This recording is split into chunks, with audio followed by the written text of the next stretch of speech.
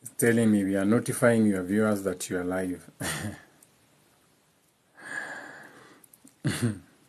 We are notifying your viewers that you are live.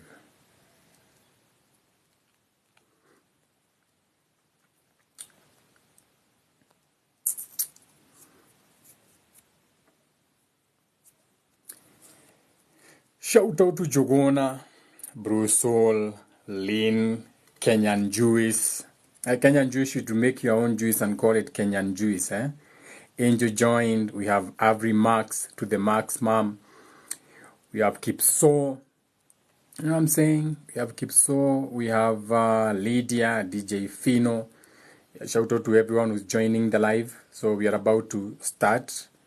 Today is Wednesday.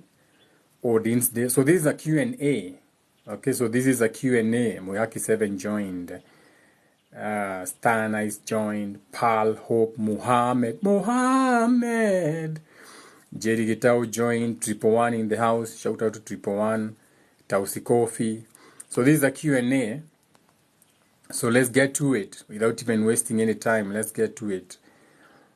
Okay. In the meantime, we'll be talking about generational wealth. And when you talk of generational wealth, we are not talking of money. Because we have so many people who have had what you can call, what do we call it? Inheritance. And the inheritance has been destroyed because emotional wealth or generational wealth, the only way you can have generational wealth is if your parents, okay, have taught you or allowed you to learn what you call, or to know how to regulate your emotions. We have so many people, even with all the money that they have, since they cannot regulate your emotions, they drink all the money, or they fuck all the money, or they have the money and then they lose the money. Na vitu kama hizo. Since as a society we are so based on, so bent on giving children educational material wealth, instead of focusing on other things, we want to focus on their achievements. So this is a Q&A. So please, let's make this a Q&A. Let's make this a Q&A. I remember yesterday, people asked questions, and I said, why ask questions when it's not Q&A? When you have a day for Q&A or conversation, today being a Wednesday is a day for communication, so we can have communications, you know.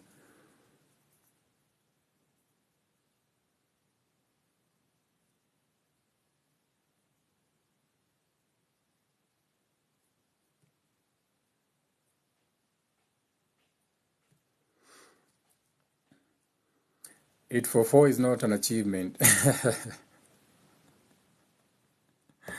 So, if you want to talk about 844, you know that 844 in higher education, shout out to Caris, in higher education, the education system is not even based on 844. So the 4 is for the higher education. The education that you have is based on what you can call the 12 years.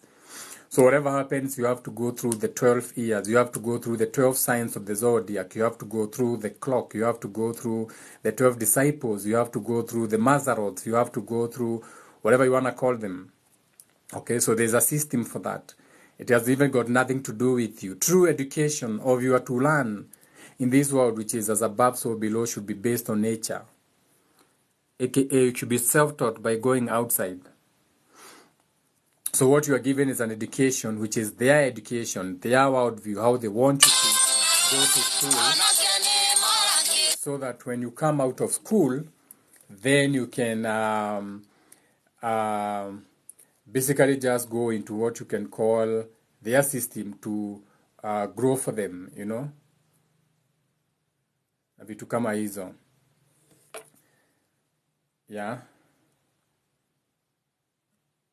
Yeah, so Njeri, I saw you tried to call. I'm live on TikTok, so I'll get back to you. Hi Mwalimu, do you think we should prepare for World War III? World War III is already here. There's nothing to prepare for. So to prepare for World War III, if you can create a community, find a community that you can create. And you're not looking at communities that when you create them is about fighting back. It's communities where you can exchange food. Create a community where you can, if one of you gets sick, for example, you know what they did 2 years ago, you have amongst you someone who can mobilize you. Amongst you in that community, you have someone who can show you how to grow food, someone who can, in that community you have midwives. You don't need to go and give birth in hospitals. You have midwives who are qualified, who have been to school, but they understand the divine role of a midwife. In that community, you have people who can mobilize a group to create a security na vitu kama hizo. But those are not conversations we can be having online. Someone is saying, this is Abby. Since we have earthly parents, do we have spiritual parents? Yeah, so the earthly parents or the people in the physical are just a representation of, think about it like this. As a spirit, the reason you came to your parents is based on natural selection, what you call a state of awareness. So this state of awareness is what was on your mind as a spirit of what you are gravitating towards. Hapa tunasemanga like attracts like. So your parents are only the physical presentation of what you are going into. So based on the location where they are, based on their state of mind, na vitu kama hizo, so that is what attracted them to you. So in the spiritual world, those were your spiritual natures of what you are resonating in. Though your parents could have been anyone who was resonating in that thought form. It could have been a white person, could have been an Indian person, a vitu kama hizo. But even the location that you went to be born through black people is based on your state of awareness, na vitu kama hizo. If that is making sense to you. Sasa. Let me see if you have any other question. I should take this call.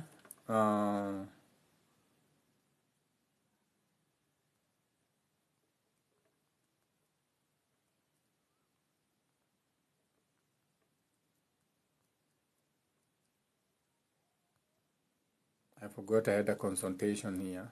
This one I have to reschedule.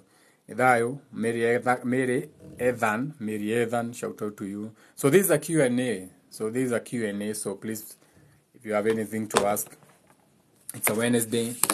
And being a Wednesday, it's good to have conversations. It's Mercury. Mercury reads your intellect. Okay, this is your mouth area.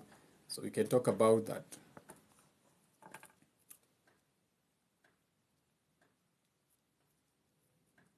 When you go to 1 Corinthians 15:55, so by default you know that 15 is 6.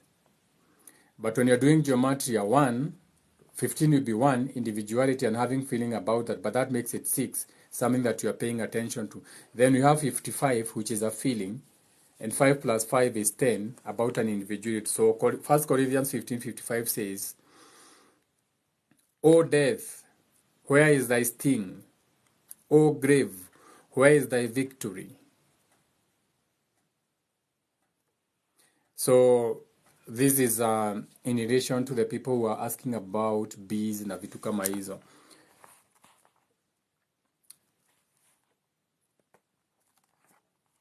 Sasa, if you grow up in defense mode, does it manifest later in life, and what are the pointers? So in defense mode is based on what you call flight or fight. So are you in a flight or fight state of being all the time? AKA, are you in a building mindset or are you in a victim mindset? When you're in a victim mindset, you're always in a fight or flight. You're either thinking, I need to fight for your right, okay? Fight for opposition, okay? Instead of understanding that you're supposed to be in your own individual state of creation or mindset, whereby you're coming up with your own unique gifts and talents. But the thing is, the world is shaped in a way whereby they make this make sense. So you have a lot of people who are competing to be the most influencers. You have people who are competing to be the best. But there's nothing like the best in this world. In this world, it's all about balancing, because the one who was on top yesterday will be last today. And that is really a very good question that relates to hiyo bado nimesema hapo ya Corinthians, because when the bee stings you, it dies. But the bee is stinging you to protect the hive, and in exchange loses the hive or loses its life. So when you grow up in a defense mode, that means you are always under attack. There's no you're going to be in a defense mode if you're not under an attack. And you're not supposed to be in a place where you're under an attack. You can be in a place where you are protected, or you know about protecting self, but not in a position where you feel like you're always under attack, because that will always put you in a what you can call a warring mode. You always feel like you want to fight. Sawa. Jana walikataa utusomee Scalesius. Aya, sikusoma. I saw I was hanging, but I thought nilisoma na nikamaliza ndio nika end live. I thought I read it. Now I know I didn't even read it. Ama amukusikia. Shout out to John Tewanel for sharing the live. Tausi Coffee Farm, we've already talked enough about generational curse, so I'm not going to answer that. Okay.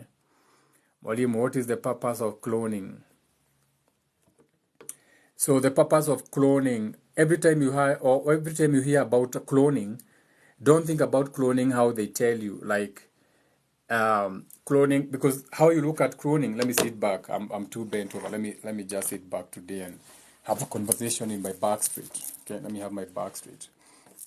So when they talk about cloning, stop thinking about cloning in their language, whereby you look at the goat that they cloned or reproduced. Remember, to clone is to cover, is to hide. We can even use the Agogo. Define cloning. This is the definition of clone. Propagate an organism or cell as a clone. So they are saying it is to propagate or to reproduce or to make an identical copy.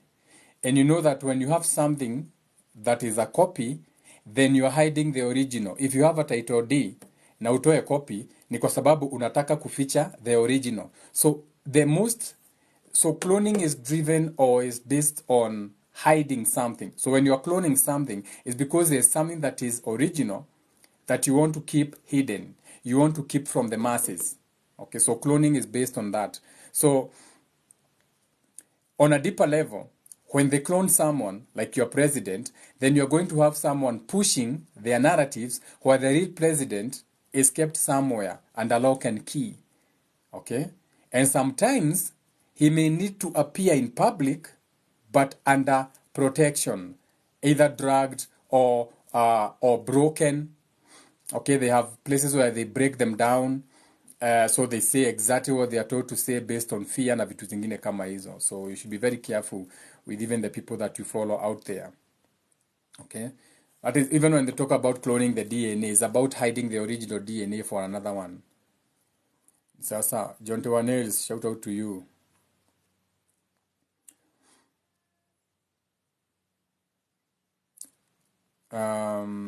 Okay, jana walikataa. What about COVID? I don't talk about that on my channel because that was not supposed even to have happened because it does not exist. Hiyo jina umemention na ukasema ilitengenezewa shindano, it's not real. Hakuna kitu kama hiyo, hakuna homa kama hiyo. It is all made up. It was never there, it was made up. You can make up anything and make them believe. All you need to have is a radio, television, screens, and people in power, or people who are like your influencers, your artists, speak about that thing and you make it appear. But there was nothing like that. There's nothing imaginary floating in the air. Hakujai kuwa na hiyo kitu umesema. Hakuna, there's nothing imaginary flowing in the air. If there was anything floating in the air, all of you would have died. Hata ukifunga dirisha ingeingia tu. So that was stupid. But it was done for a reason. It was an experiment and it passed. And after that experiment, sasa umeona kwenye muko. All the way to you inviting the king. Remember, before the king, we had the queen. And during the ruling of the queen hates competition. So the mother, the feminine queen, the only hate women have is against women, not against men. So women will always compete against themselves. But now, anajiuliza ni kwa nini ule alikuwa queen na bwana yake alikuwa prince, kwa sababu yeye ndiye alikuwa na rule. Si bwana yake angekuwa pia king. But since now that rulership of queen is gone, The age of Pisces, where you had the queen ruling, is gone. So now you have a new age where the king is in control. So brace yourself for tougher times, because the thought, the logic is merciless. So you are in for some tough times. Mothers are more merciful to their children. Wamama, atumia ni maretha. Mutumia ni aretha. Women are based on feelings. King is based on logic and thought. Okay, so prepare for very tough times. Not to scare you in any way, shape, or form, but just to allow you to know that the kind of world we are going into in the new age of Aquarius. So the masculine now is in control, and men have no mercy. So it's unfortunate that you have a country that, as a state, what you call your location, you're a Christian nation. And Christianity is not the Bible. Those are two different things. You are a Christian nation. You are not a Bible people. The Bible is the greatest esoteric book ever. The Bible. You can rule the world with the Bible. If you want to be an MCA and you are watching me now, all you need to do is understand the book of Kings. If you understand the book of Kings esoterically, you can be an MCA. Na ndio unaona ule jamaa alikuwa MP mwenye alikuwa anafanya campaign na baiskeli wakati wa uhuru. He became whatever, and he was a preacher na baiskeli. Yeah, I'm very sure he understood the book of Kings. Bila kujua alikuwa anasoma book. I would love to have interviews with some of those people when my podcast is up and running. He must have been reading the book of Kings. Okay? So the Bible has got it is the best book for witchcraft. Ukitaka uchawi yote ya dunia iko kwa Bible. If you want to rule the world, is in the Bible. The Bible is the greatest story. Keyword, story. Ever stored. Story yangu. Shout out to Bahati, hata kama ni beta male. So that story can be your story, so that you can make his story your story. Ndio maana alikuja na bunduki na kitabu, kwa sababu kitabu inaweza kufunga kama hujui kusoma. Since you are reading the book without understanding the meaning, kuna watu walifanya vitabu, you did Animal Kingdom, Shamba la Wanyama, but you know, hata ukipewa literature kitabu, Shamba la Wanyama or Animal Farm was not talking about the animals in the jungle. The same way in the Bible. I don't know why you get lost. Ukienda kwa Bible, unafikiri inaongelelea watu wa ukweli, inaongelelea punda ikiongea, the donkey talking spells na vitu kama hizo. Those are seasons. Ukisikia punda ilikuwa inaongea, that is a season. Kione kimera, hata saizi na happen. You just have to know when do you have donkeys talking. Si atuanza kusema ati bara mwa uliavude kia. That's stupid. Ungekuwa umeona punda imeongea. And it's about times Africans stop being stupid. Kabisa, mwache kuwa wajinga. Stop being stupid. Kama unafanya kitabu ya literature, unasoma Shamba la Wanyama, unasoma hizo vitabu zote, unajua ziko na satire. What makes you think the Bible is not the same thing? Yet tunasema the God is a mysterious God. So let me make it very clear. Christianity is not the Bible. Christians read the Bible, but the Bible has got nothing to do with Christians. Zero. Christian is a religion. People who practice Christianity practice the things munaona. War.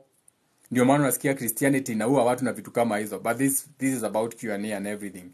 So have discernment. Okay? My people shall perish for lack of knowledge. Kitabu ndio inakuambia. But unaisoma kama storybook. Okay? Understand these allegories. When you see the ibis as the bird, unasema, why is the ibis the bird supposed to be symbolic or inaongelelea eoneka niugo kana nio kana ko dotakau. You look at the beak. Okay, warari githanio na thoth. When uona nyamu yo ikagia beak nyekinege sari igunyo. So eo ne kwenjera. Koguo irarigithanio na kwenjera wenjeri oge. You get what I'm saying? That's how you understand these things. Don't just look at the bird. Hiya. Oh, so this is the ibis. Oh, it's a holy bird. Oh my God. So akili yako imefika hapo. Look at everything. The symbolism. The ibis has a curved beak. What does the beak do? It digs in the grass for insects. What is that digging? Kwejera. Nikirali githanio na thoth. What is thoth? Na bainya. Hermeneutics. Kahe. Thought. Masculine. Adam. Hermeneutics. Sonic the Hedgehog. Na vitu kama hizo. Allegory. Thayo jega. After doing what you told us yesterday, can someone do dahikyo? Or the affirmations that you are doing.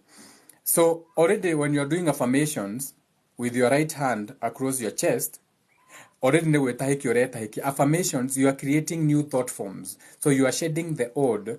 You are creating a bigger memory to override the smaller memory that you have. You will never forget your trauma, your curses, generational curses. Kirumi getithiraga. Okay? Ugathi ni mundu wakwirania kuninira kirumi. Dananina kirumi. You cannot get rid of a curse. So what you do another ritual. That ritual now gives you a memory. So you start creating a memory of dire kerumi, nidi kuona kerumi, nidi morumi. So that memory becomes so big that the memory that you had that you under a curse or a hex disappears. Anything created. Science. Anything you can either create, anything you can nonsense. Anything can either be created or destroyed. That is stupid. We can create new things. Problem inakuanga kudestroy ile kitu tumecreate. So no urumane no ndũngĩhota kũnina kĩrumi kĩu. Ũrĩa gĩkaga nĩ kwaga hinya, gĩgathira hinya no kĩrĩ oho. Tondũ ũngĩanja nyingĩ kũresonate nakĩo. If you start resonating with that energy, it comes back. Let me give you an example. We create plastics. A new thing, because God did not create plastic. So don't say we cannot create things. Then that plastic, the problem becomes destroying the plastic. When you burn the plastic, now you get more toxic fumes. Okay? That is why when you plant food, rĩrĩa wahanda irio, waruta irio no nginya hagĩa na waste, ũkagĩa na trash, takataka. Tutakataka igatuĩka nyingĩ nĩ headache, mũgacite dandora. You have a dandora dumping site. So the problem is not creating, the problem is destroying. Because you cannot destroy, you can only transform it into something else. So when you put your hand over your heart and you do your affirmations, the ones you are doing, the Father Wounds affirmations, you are getting rid of that energy because you are creating new memories that make you believe more in yourself. Okay? So, you create new memories, a new mind, which is how you're supposed to die. You remember my video about how you're supposed to die. Because when you die, you go to your memory. If you die in a sad state, you are going to be reincarnated to a sad state. Shout out to you. Nobody will get a utahikyo no utahikyo. No dahikyo ne deeper, utahikyo maido maigemono, which I would recommend everybody to do what you call exorcism. Go to someone who can exorcise you from the sins that you are born into without you knowing, because you are born into a program. You can see the illustration of a vagina behind me. That was intentional, me putting it behind there.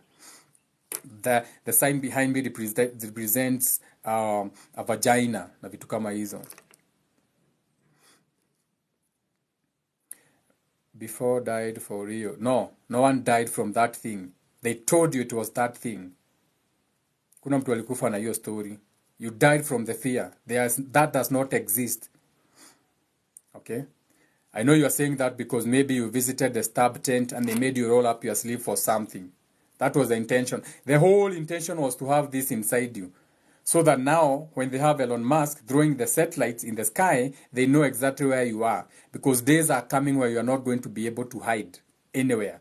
Utakuwa unatrakiwa na drones. Hata si polisi atakuwa anatuma kutafuta. They'll be flying drones in a kutrack based on what is in your blood. Picked by what you call Wi-Fi antennas. Most of you already have Wi-Fis in your houses, which can map, your Wi-Fi. If I sit down with my computer and I'm a hacker, I can map your bedroom kwenye uko through your Wi-Fi antenna. Your Wi-Fi antenna is not supposed to give you internet. It's a mapping system that can tell which room you are in your house. They already know which bedroom, kwenye bedroom uko through your Wi-Fi. When police come to your house, when they want to hack the room you are in, if they don't have infrared, they can use your Wi-Fi. They just need to tap into your Wi-Fi and then map up through the waves of the Wi-Fi, wanaona infrared kwenye uko. So when they have so many, because they wanted you in the house during that time, the reason stay at home and all that nonsense was for them to install those, hizo vitu mnajijua, hizo Gs, and satellites. That was the main effort. So this was to make you more active, was to pump more ions inside you so that you can be picked easily. You get what I'm saying? It will be easy to pick you. Ni kama kuongeza chuma unaweza chukuliwa na magnet. So this had an agenda. It's already here. It's already happening, but it has not been rolled out. And it's very easy to even get rid of this from your body if you are connected to the light alchemists. Tuenago, what you call alchemists, who can detox this from your system.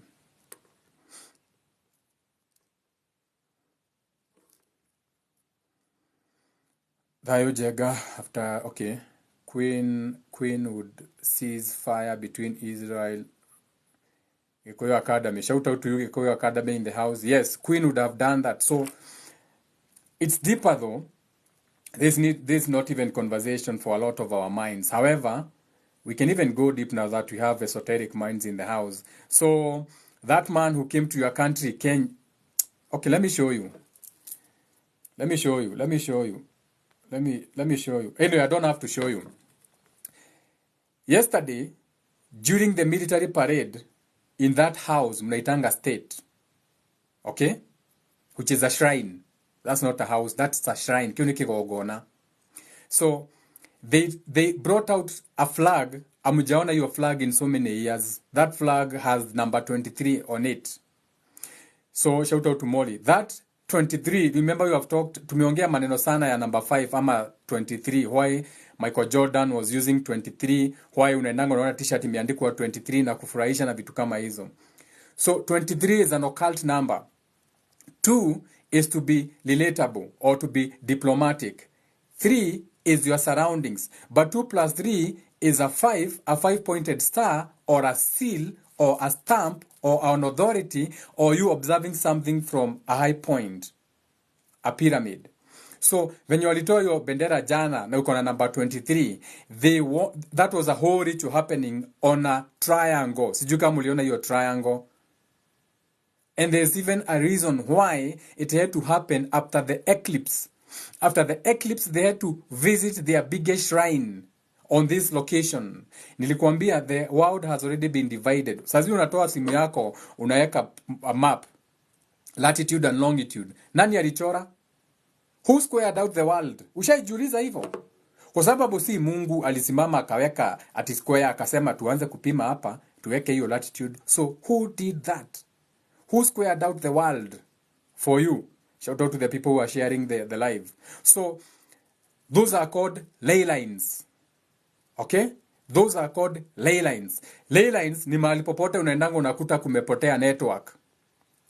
Haduwadhi odio wakora hatiri na network. Si ati hakuna network. There's another frequency that is overriding any other frequency yenye inapitia hapo.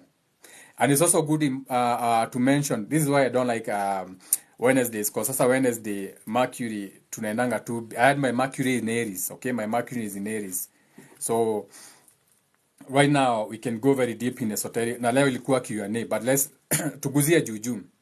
So, ukienda mahali ukute hakuna network, zero network, hapo hata ndio unafaa kuenda kumeditate. Because there's no disturbance. There's another frequency there that you can tap into if you know how to. Ebu jiulize. Right now, if I take an aluminium foil, let me do a social experiment with you right now. If I take an aluminium foil, I like teaching. It's beautiful to teach. This is an aluminium foil. If I take this aluminium foil, okay, I usually carry an aluminium foil. Musiuliza ni kwa nini? Kuna watu wanawatch najua. If I take my foil and I put it inside this aluminium foil, okay, it will have no network. Hawezi nishika. Ukinipigia itakuambia we have notified. All I did is cover my phone with an aluminium foil. Okay? So ukienda mahali hakuna network, wacha ujinga. Use your head. You are already cloaked. There's something that is preventing network getting to you. Start thinking. So kama kuna kitu, the same way nimetumia hii as an illustration, as an aluminium foil, nimechukua simu nikiweka hapa unipigie.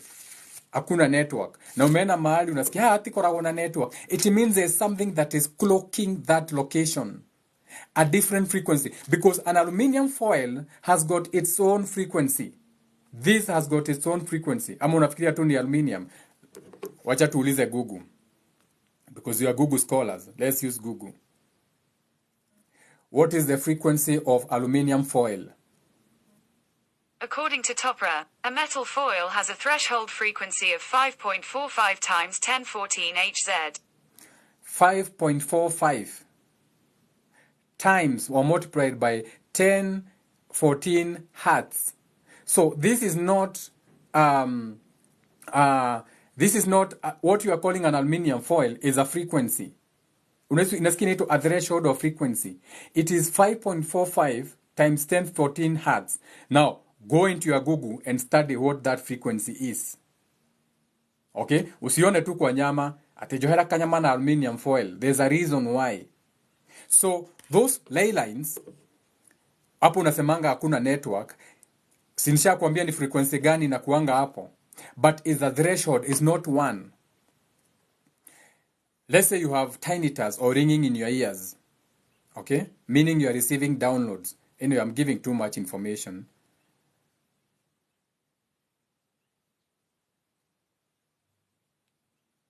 Hii swali ilikuwa swali gani sasa hii? Okay, it is about the queen and the king. Let's get back to the topic. So, hiyo bendera ilitolewa ilikuwa na number 23. So, 23 means you are relating to your surroundings. Now, the flag was not being held upright. Ilikuwa imewekwa straight, imeangalia. So, I have a book here. It's called the Book of Secrets. I remember kuna watu walinunua hii kitabu 500 shillings.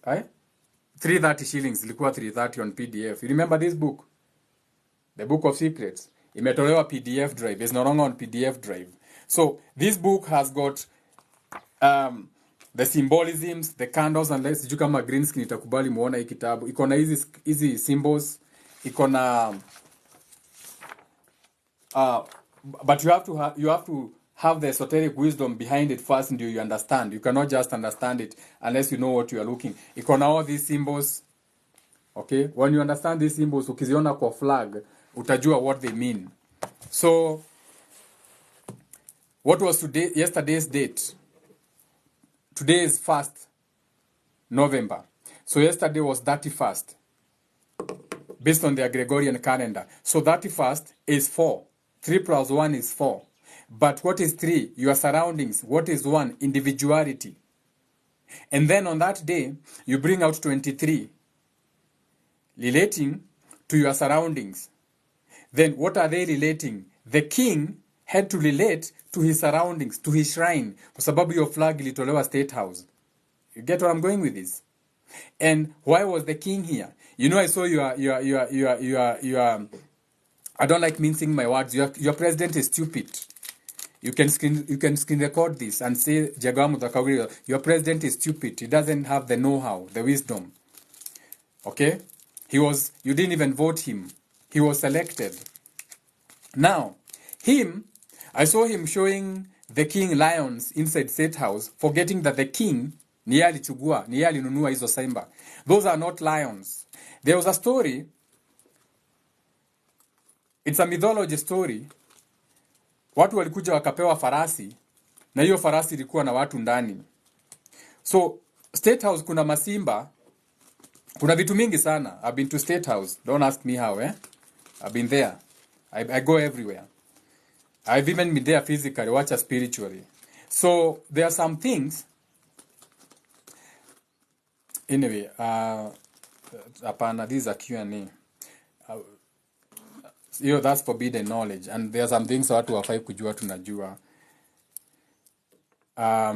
Anyway, the king was here on other missions. Na just like we said, the rulership of the queen is gone.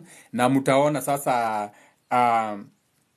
the statue in Nairobi, ile statue mnakuanga nayo Nairobi, ya watu watatu mnasema walipigania uhuru, the 3 men, pale Kenyatta Avenue, sijui kama ni Kenyatta Avenue, wale wanakuanga watatu. Now, some way, somehow, Sakaja is going to come up or your president is going to come up with an idea, hizo zitu zote zitolewe za colonial, ndio ya king iwekwe, but ya king haitawekwa chini, ya king itawekwa on top of a building. So they are going to pick a building in Nairobi facing a particular direction, and they are going to erect now the statue of a king. Lakini haitakuwa king yeye, itakuwa representation of the king, kwa sababu sasa ni yeye ako juu, queen alikufa. Lakini queen hakukufa ile siku mlimuzika, queen alikufa ile siku king alichukua. You get it? Walinyoa mama wenyu Muthoni. So Muthoni hakukufa hii juzi wenye mlisema Muthoni alikufa. Muthoni alikufa ile siku alinyolewa. Muthoni, anyway, the children, they are seeing all that the others criticize as grown up for terror, shadows. Energy cannot be destroyed, it's just alchemized. Shout out to Abi. Is affirmation a form of worship? You cannot call, but not worship of O. Okay, not worship of O. It's a worship, W-A-R, ship. You are creating a worship where you are going out there now, armed. In the Bible, it's called putting on the armor of God. It's in the Bible like that. How can the alchemist be reached out to for the detox? Can DM, I can point you to the right directions. We have them. Kuna mtu amesema stories za Jaba, anajiita Jeffrey Jam something. Jeffrey, weka hapo usome. Huh? The last time I had a mirai in my mouth was 10 years ago. Actually, not even 10 years ago. I think 13 years ago when I was in the matatu industry. I don't need to chew leaves to be stimulated. But you unaweza kula matawi. Sijakwambia usikule matawi. Use whatever you want to be stimulated. It's just a plant. Ni sasa. Walipanda miti John Tuanis. So these are Q&A. These are Q&A. Ley lines are the matrix. No, they are not. I hear frequency in my ear. Shout out to you. You are not alone. Right now, everything is heightened. The senses na vitu kama hiyo. 31st. Is a Q&A. Unatukatia Joe Vinoma. Yeah, today is Q&A. Mukitaka to learn deeper, you can do it on a Thursday tomorrow. Today is Q&A. Today I want questions though. Siku get 1,000 na watu wana hang vibaya sana hapa. Oh, wewe unaniget. I know you are getting it. People are not following. So you see, this is the reason it's forbidden to cast pearls to swine. You see, like the information I can kick here, watu wanasema ni stories za Jaba, so why should I waste my breath for such kind of people? So tuongee to the basic Q&A. See, I'm not doing this for likes. Okay, I'm not doing this for likes. Okay, not doing this for likes. I'm doing it for the people who the message is meant for, the 1%. It's not for everyone. The others, you can laugh about it. Nisa. Kama mtu wajui symbolism ya 23 already, invite to join live. Alphonse, decline. Kesho, what time? I am usually live from 9 a.m. in the morning. What is the meaning of hearing frequencies in the ear? Wakuje class on Sunday. Not this Sunday, the next one. They are watching from Israel, Jenga. What's next? Wanja, not this soul group. Not this Sunday. Ilikuwa hii Sunday, so this Sunday there's no soul group. Itakuwa the next one. The next one itakuwa, not this Sunday. We were this Sunday. Narukanga Sunday moja. Second Sunday, fourth Sunday. Or we jump one Sunday, we do it the next. So the story in Israel is not what you think it is in the Bible venye mnasema. So every time people in a location are not doing what they are supposed to do, then there has to be a war created to get rid of of a certain percentage. Jiulize ni kwa nini watoto wanakufa? Because they are bombing cities, they are bombing apartments.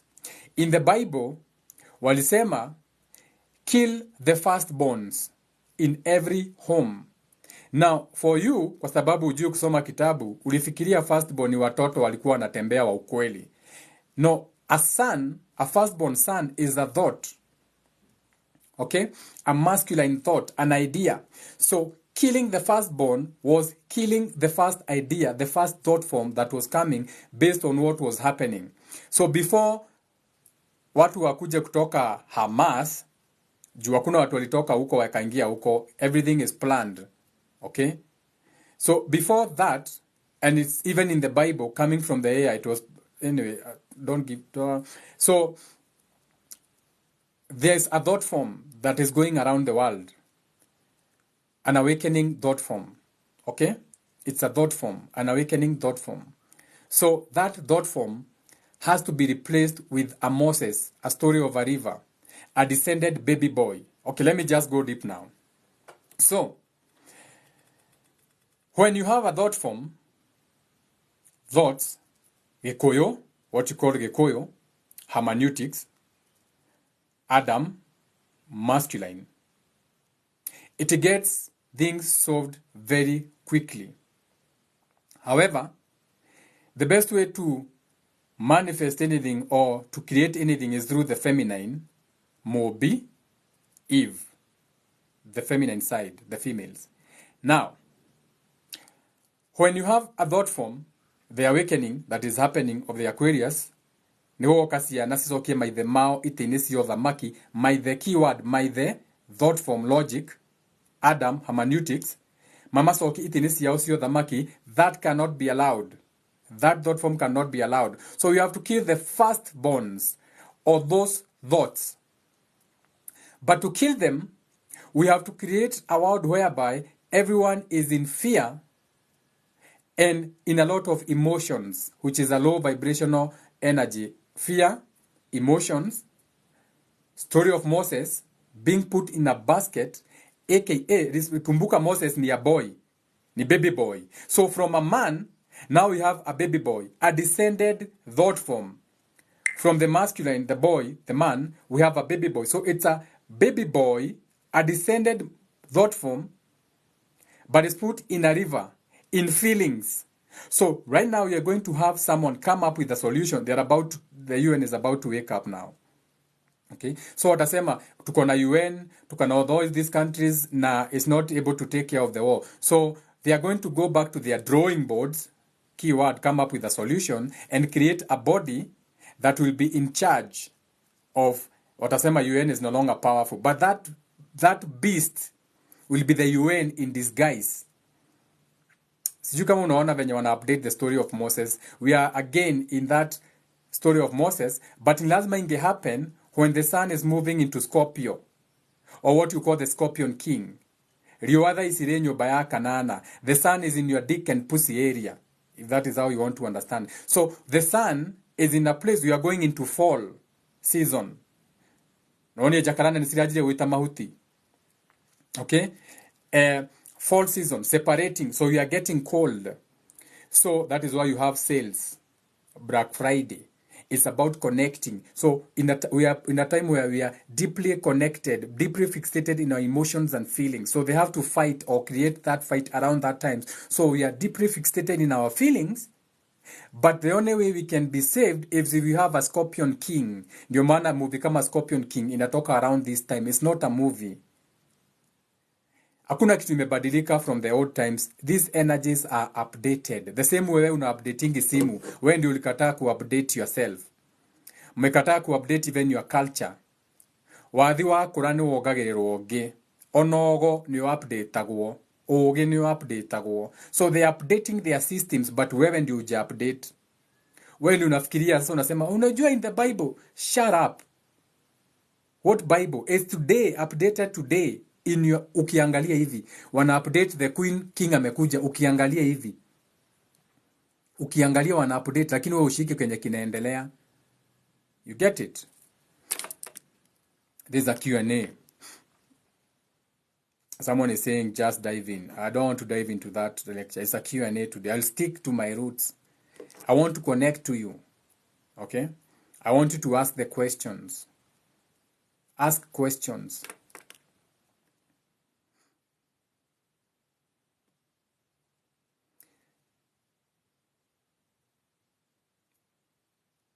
Shout out to the people talking in the comments. Each one, even unasemanga. Kuna watu wanajua hizi vitu. Can you communicate in the comments also?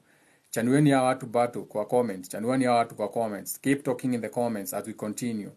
Keep talking in the comments as we keep talking about these things. Talk about it in the comments na vitu kama hizo. So what you are witnessing is, remember, we are about to have what you call the Watcher of the West, aka Enoch, or Antares star. It is the star that seems to rise when all the other stars are falling. When the sun is falling, you mnaitanga Christ dying. When the sun is dying for the 3 days through that, the 3 day, the change of that, the 3 days in the sky when the sun seems to fall, we have a star, the book of Enoch. It is called the Antares star, or Archangel Uriel. Ariamoy, ne Archangel Amutaga Uriel, or the star that rises from the west. So hapo ndio tunaenda. So when Archangel Uriel is rising from the west, then they are going to be doing that ritual of giving you a new king, their scorpion king. Kwenye wajui venye nasema, when you look at your superstars, whatever you want to call them, when they are covering their one eye, munasema ni Illuminati. Ndio hiyo ritual. When they cover their one eye, what they want to mean is that the sun is falling, okay? Since the sun is setting, they need to cover one eye, left eye, so that the right eye can maximize on that hiyo jua ina set, so that they can use that energy to remain young. So when Kipchoge Keino alifunika macho, angeshinda tena. Unajua tunaambianga hizi vitu mnaona ni upuzi. I spoke about it in a live, I put it in a post on Facebook, but nilitoa juu niliona mshikanishi. Kipchoge Keino alifunika macho yake kama flower girl. So whoever alimwambia afunike macho, they had to be young. So they were doing a ritual behind the scene to destroy him. Ndio maana alishindwa the next marathon. It was a ritual. It's resurrection or harvesting a dying energy for someone young, someone new to come into the place, because Kipchoge Keino is already done. Ameisha. He's no longer nothing but a flower girl. Atakuwa na advertise simu. He does not know how to build. Kipchoge Keino is marathon. Nike siyo marathon. Nike is shoes company. Kipchoge Keino is the marathon in himself. All Kipchoge Keino had to do is know how to build, aka create his own shoe line. Hata hiyo kiatu itwe Kipchoge Keino. Hiyo kiatu inaitwa Kipchoge Keino. The white people would be the first people to buy that pair, hata kama one pair ni 50,000, because they believe in him. But because you don't know how to build, your Kipchoge Keino is only worth peanuts. 50 million. Let's see how much Kipchoge Keino is worth. Ndio ujue how the world works. What is the net worth of marathoner Kipchoge Keino? So, Kipchoge Keino net worth. Kipchoge Keino is worth 410 million shillings or $50 million. Okay? Wacha tutumie $2. Wachana watu. Kipchoge Keino is worth $3 million. Net worth yake ni 50 million or 5 million. $5 million. Sijui kama mnashika venye nasema. Kipchoge Keino is worth $5 million. 5, eh? What is the price of a Bugatti? According to CarBuzz, The base model Chiron comes in at just shy of $3 million, while So- the Per Sport variant... Shut up. So a Bugatti car is worth 3 million. Hiyo ni gari ni chuma. Kipchoge Keino is worth 5 million. He's the greatest marathoner. So unaona, bei yake hata ijafika bei ya gari mbili na niye mnatambua. Ayach, billionaires, we have billionaires, dollar billionaires. Hawakimbiangi, but they are dollar billionaires. So Kipchoge Keino hiyo pesa unaona kama akona mingi, it's nothing. It's worth a car. He's worth a car. It's a toy. It's a home. We have homes worth $10 million. So he has no value. But him Kipchoge Keino angetengeneza kiatu. Aache kukimbia. When he was at the top, aache kukimbia. A design kiatu. Because I take the few peanuts akonazo, a design kiatu. His own company. He would be worth $1 billion. Because everyone would love to learn with that shoes. You don't know how to build. Akuje Kenya, aseme, I'm starting to create a stadium. Enda Nigeria. A pastor is building a stadium in Nigeria. A pastor. Angekuja Eldoret, anunue shamba. Ama aseme, I want to create a Kipchoge Keino stadium with my own funds. Naanze na katapira. Do you know how many people would have contributed? Hata mimi ningemtumia pesa. Kwa sababu ni individual. That's how you create an intellectual property right. And that is what Africans are lacking. Yeye amekimbia, karibu miguu itoke damu, anakimbiza gari. Unakimbiza gari ya nini wewe kwani wewe ni mjinga? Wewe ndio marathon. Without you there is no marathon. Why are you chasing a car? To break what record? Una break record gani? That's the difference between them. The Melchizedeks, the Masons. While now Nike can sit back and benefit from all the shoes and all the marathons and they don't run. The Jews. That's the difference. So, Kipchoge Keino si mtu wa kupigwa picha na simu ameshika hivi. Unashika simu wewe ukifanya nini wewe kama wewe ni marathon? What the fuck is wrong with you? Atunapigwa atuna advertise simu hata ijafikisha hata si iPhone, Infinix umeshika hivi. But that is how they destroy you. Okay, that is how they destroy you. Africans, you need to wake up. You don't need these people. Okay, you don't know how to build. Now, tutakuwa tunasema the greatest marathoner. Fuck that energy. Now you are going to celebrate him when he's dead. When you're supposed to be celebrated when you are alive. You get it? Hiyo kiatu watengeneze hata asiuze pesa mingi. Kiatu imetengenezwa na nani? Kipchoge Keino. Na akimbie na kiatu yake. Asikimbie na Nike. Fuck Nike. Si kiatu inakimbianga ni yeye. Atengeneza kiatu inaitwa Kipchoge Keino. Akimbie na hiyo kiatu. See how many people are going to buy that. Hata si kwao. Africa peke yake. That's how you build. That's how you build. Unaenda ku-advertise Infinix na umekimbia marathon, umefika hivi. You can say it's hating all you want. He's worth nothing. $5 million is not even the price of 2 cars. It's nothing. It's peanuts. We have dollar billionaires. Dollar billionaires. That should wake you up. You just have to know how to build. You people, you are beautiful, unique and original. You have charismatic gifts. They try to make you ugly. Ndio wanaambia muende muwekwe matako ya kununua. Wanawapea cosmetics. You are beautiful people. Africans, you are beautiful people. You do unimaginable things. Mwafrika anafanyanga kitu mpaka unamwangalia, you are like, what? Huyu jamaa ameruka hapo. You mnanyang'anyanga simba chakula. Masai anakuta simba ikikula, anaiangalia hivi, anaenda anachukua panga na kata ile anataka, anaenda. Do you know what that means? Do you know what runs in your veins? You have no idea. Because you are given TV and meanings and their sports. Now you think, and it's not even important, but they make it important. The TVs are looking at him chasing a car. Oh, we are looking at Ineos. Bullshit. But they like using that Saturn ring. Iyo Nike, that ring. Iyo Nike sign is not a sign. Okay? Nike represent the Saturn rings. The rings around Saturn, the planet. Ama hukujua, ama unafikia tu ni Nike ni sign, hata hujui kwa nini unanunuanga, si ndio? That's witchcraft. Saturn or Saturn day is the day that you are weak. Ndio maana inakuja weekend. From Monday, Monday, Tuesday, Mars day, the day you're supposed to start your week. Wednesday, Mercury, today. Thursday, kesho, expansion, Jupiter. Friday, Venus.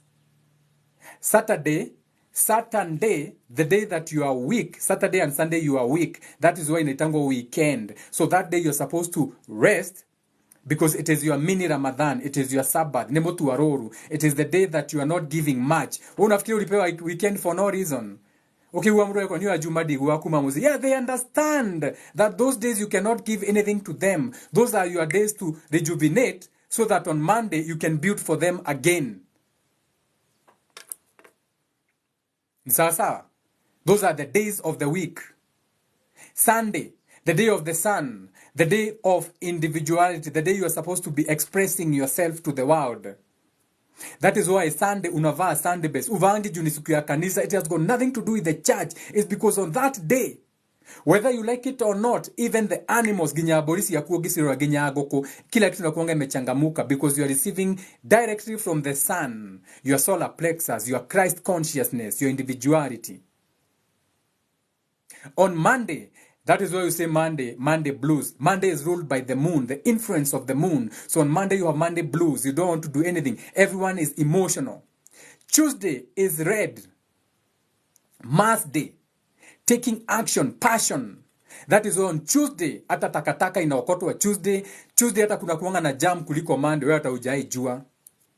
Wednesday, ordained today, communication. Leo ndio kuko na siku mingi, the whole of the world. A lot of markets in Africa and Kenya, markets happen on a Wednesday because it is a day ruled by Mercury. Mercury rules the mouth area and the nose area. Hapa ndio mlifunika wakati wa that stupid kitu meita ilikuwa kwa hewa. Mlikuwa mnafunika hapa ndio msifikirie you are covering your Mercury.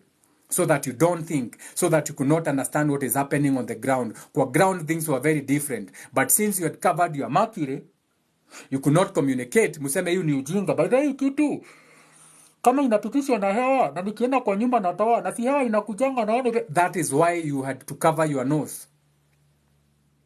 Thursday, Jupiter, expansion, wisdom and knowledge. Friday, Venus, Aphrodite, the day of love and appreciation. You want to take someone out, umbaie kingfisher ndio atoe panty. Ukienda kwa ofisi kila mtu amehepa ofisi. Mtu ameacha koti KRI ako wapi ameenda nyumbani. Adome yako. Wewe ni Friday adoma inuka agesagi. Unaenda unafikiri unanga nyumbani Friday. Urudi kazi Monday kwa sababu Friday is love and appreciation. You want to be with your family. Ainuka ka Friday. Friday ni mnaenda geshagi. It has got nothing to do with what you think it is. Okay?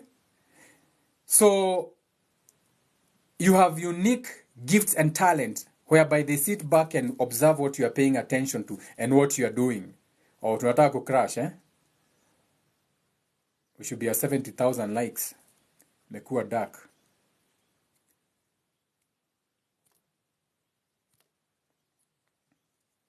My screen is dark. Ama ni my network? Oh, my network is on. My Wi-Fi is on.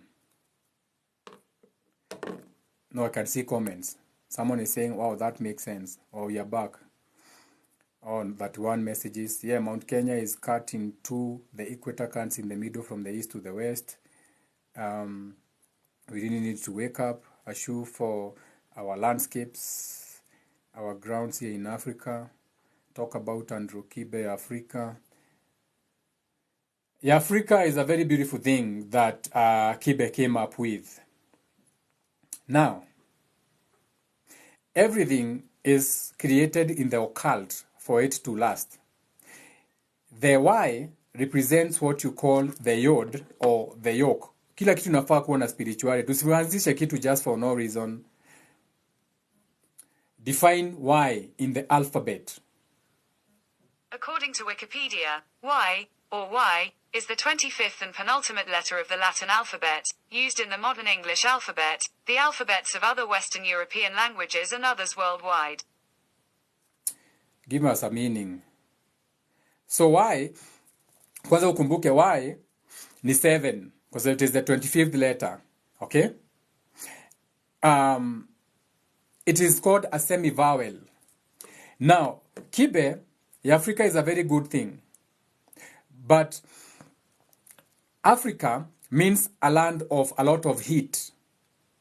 Ule Afrikante alikuja akasema Afrikante. Africa means a land of heat where the sun that chakra mnaitanga the sun, is close to our chakra, what you call Earth or Tiamat Gaia.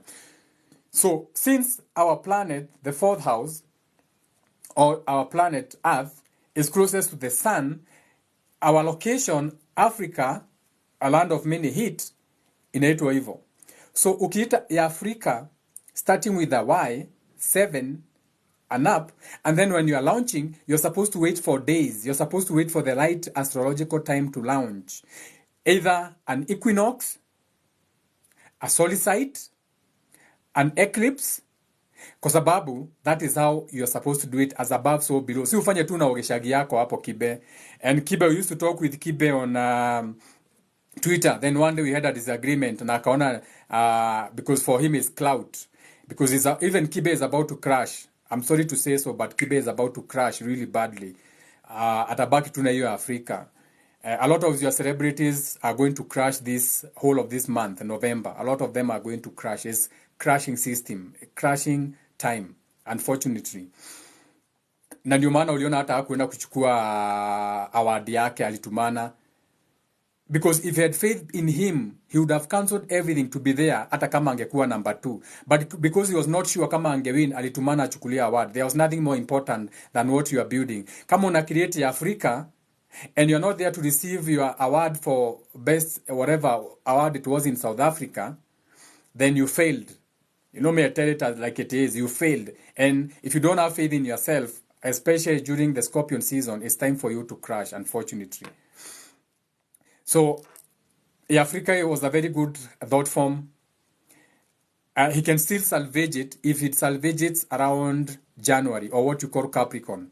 Akingojea, the 10th month, if you can reach him, tell him you can screenshot this and tag Kibe. You can screenshot this.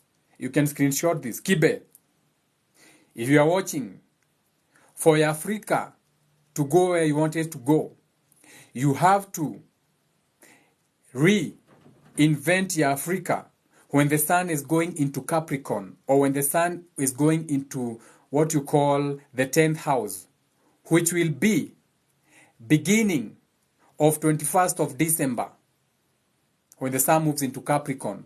Ndio maana hapo, when nyinyi muna celebrate Christmas, Merry Christmas, nonsense. For them, they are creating new licenses for you. Ukienda January, you have to go to a new class, graduate to a new class. You have to have renew your licenses. You have to renew your fire extinguisher. Everything has to be new licenses around January. But it has got nothing to do with January. It is when the sun moves into the 10th house, or Capricorn, or the knees, your knees, magoti yako, juu inaenanga kwa magoti, the 10th house. That is the time they renew everything. Inaanzanga 21st December. So wewe kama unaenanga Christmas, unafaa kuwa by 21st, umemalizana na wazazi wako, umerudi Nairobi. But because they gave you a calendar, unafikiria Christmas is about you. As you are celebrating, they are creating new things for you to continue ruling you. Ayo January shule itakuwa no. When the sun is in Sagittarius, the thighs, hiyo wakati ya Christmas, jua inakuanga in your thighs. Munapenda thighs sana mathayo. Shout out to hips, we love hips. Hips don't lie. Shout out to Shakira. When the sun is in your Sagittarius, your thighs, before 21st unafaa kuwa umeenda Geshagi, umeona na watu wenyu, umemalizana na umerudi Nairobi. If you want to do it as above, so below. But if you want to do it the Christian way, the world view, the lost, their way, nikwambia Christian has got nothing to do with the Bible. Then wewe ndo ka celebrate Christmas. Na ukiwa Christmas tarehe 25, the Boxing Days, the 12 days of Christmas, your education system, 844. Everything has to have a 12. Your clock, 12 days of Christmas, 12 days of the zodiac, the 12 disciples, na vitu kama hizo. That is how you do it. But because you don't like the esoteric wisdom, and the land to crash, the same way you crash, but they continue being in rulership for years. That is why it's only their sculptures that keep up there. Like now they are watching Kibe very keenly. They are watching Kibe because it is threatening as an application. Wewe mnaonanga Elon Musk amebeba sink akifanya rituals zake. You can Google Elon Musk carrying a sink in an office. Google hapo. Billionaire amebeba sink. Anabadilisha sink kwa ofisi kwa sababu ako kwa ritual yake. Okay? They call their cars these stars. Nissan Sylphy, that's a constellation. Toyota Cygnus, that's a constellation. All these are star constellations, as above so below. So hata Kibe angeita hiyo nini yake a constellation ama angeifanya during a certain constellation. He doesn't even have to come to me because I look like him. He can look for people who are white or akina Andrew Tate who are in astrology. They can help him do that. But on law, it was a good gesture. And shout out to Kibe also. Okay? Kanye made it. Sikujua nanunua ati juu ni label. Yeah, you can buy. I have Nike products, but use it on that specific date. I wear Nike on a Saturday, but I wear it knowing it has got something to do with Saturn ring. So I wear it, and on that day, so this is how they do. They let you recapitulate on that day, Saturday and Sunday. On Sunday, they start sucking the juice out of you. But if you know how to do your rituals on Saturday, which is a mini Ramadan, then you can rock them to sleep. Ni sawa sawa. Use these labels knowingly. Adidas as a label is nothing but 3 lines. Adidas ni line 3. Faith, belief, and imagination. Line 3. Or, ukitaka tuende deeper into Adidas, your spirit loves patterns, signs, symbols, sigils, because those are the things your spirit can understand. So every label that you see and you gravitate towards, there's a reason why. Usikirie tu ni label. Ndio maana nyinyi mkianzisha label zenyu, they cannot succeed. Kwa sababu you don't have the esoteric knowledge behind it. You don't know the occult symbolism behind it. Sasa Sunday pia ni Saturday. Right people. Nimesema Sunday ni the day of the sun. I didn't say ni Saturday. I said Sunday. Sun, the day of the sun. Okay?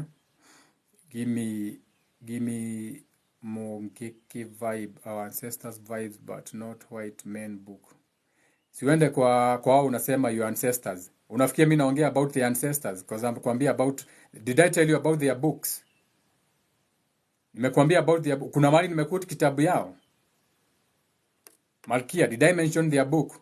I write books for your information. I write books. I have over 5 books ready to be published. None of them is from them.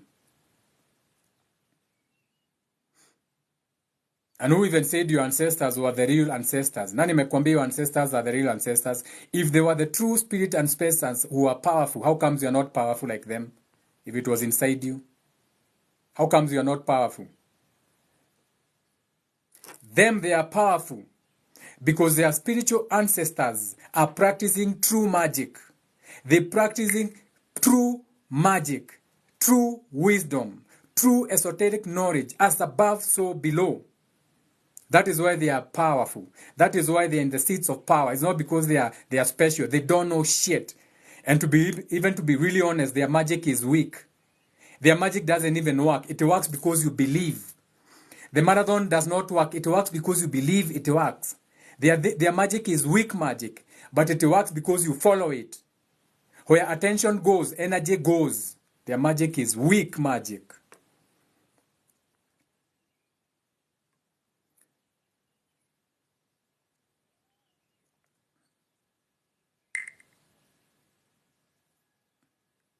Where did you get that information? So you wende usome. You think what I'm telling you, how comes hujasoma wewe? How comes you have not read? Where did you get that information? White men write and you spread the news. Why don't you go and get it? Nani amekataza? Go and graduate in their PhDs. Go and graduate, then you can come and tell us.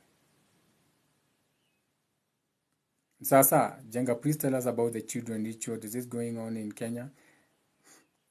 Yes, it's happening.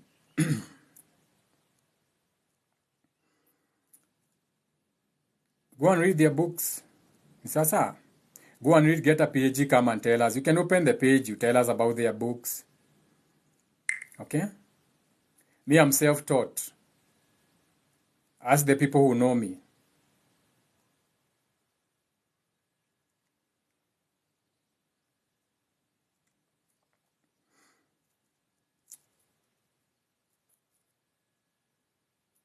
It's not just white books. If we look into occult history, this is our books we lost. John Tewa Nails. Novemba ni mwezi wa makafara. Wasanii kadhaa mutasikia tu mambo. Yeah, shout out to, this is who? Gibbs. Shout out to Gibbs.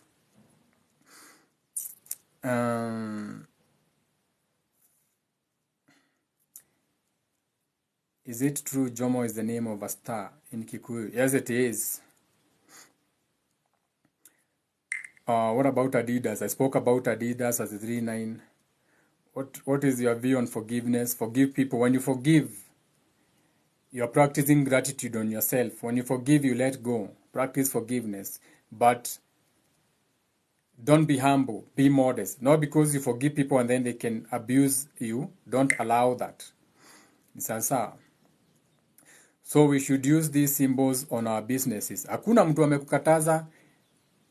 That is my business consultations inakuanga about signs and symbols and logos. Unfortunately, my biggest clients are not even new. Ni South Africans wanakujanga kwangu tutengeneze business logos. Sinyi mnapenda kuandika Modhokinju, ukifungua butchery kama unaitwa Karanja, bibi yako anaitwa Wamboi, unaita Karamboi. Lostness. Alafu unafunga butchery. What's one thing do you do different while raising your kids? You do not raise your kids. Your children raise themselves. What you do, you create a safe environment around your children and you are there for them. Children just need to know that you have their back. All they need to know is that my father and my mother, they have my back. No matter what happens, my father and my back, they have my back. If you come to me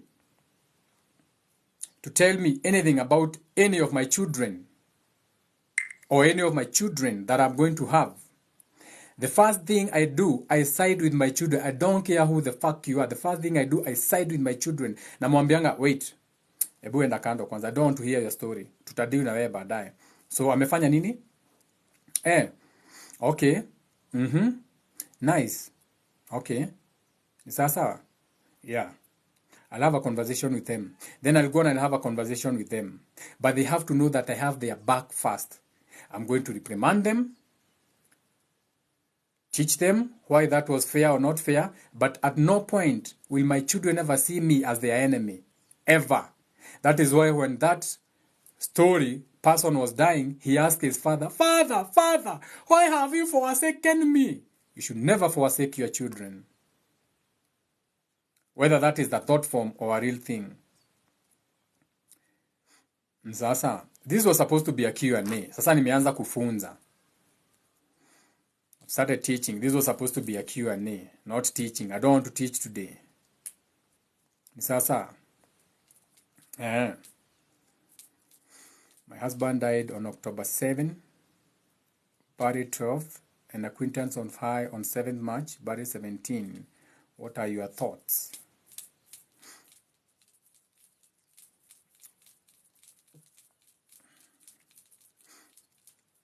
So October 7 is what month? Not on their calendar. 7th March is what month? Not on your calendar. So 7th March, that will be the 12th month. Sindio? That will be Pisces. Your husband died in October. So October will be what sign? When wako hapo wanafuata. Don't hit your kids, tafadhali. Stop hitting your children. If you can, avoid totally to hit your children. Stop inflicting trauma on your children.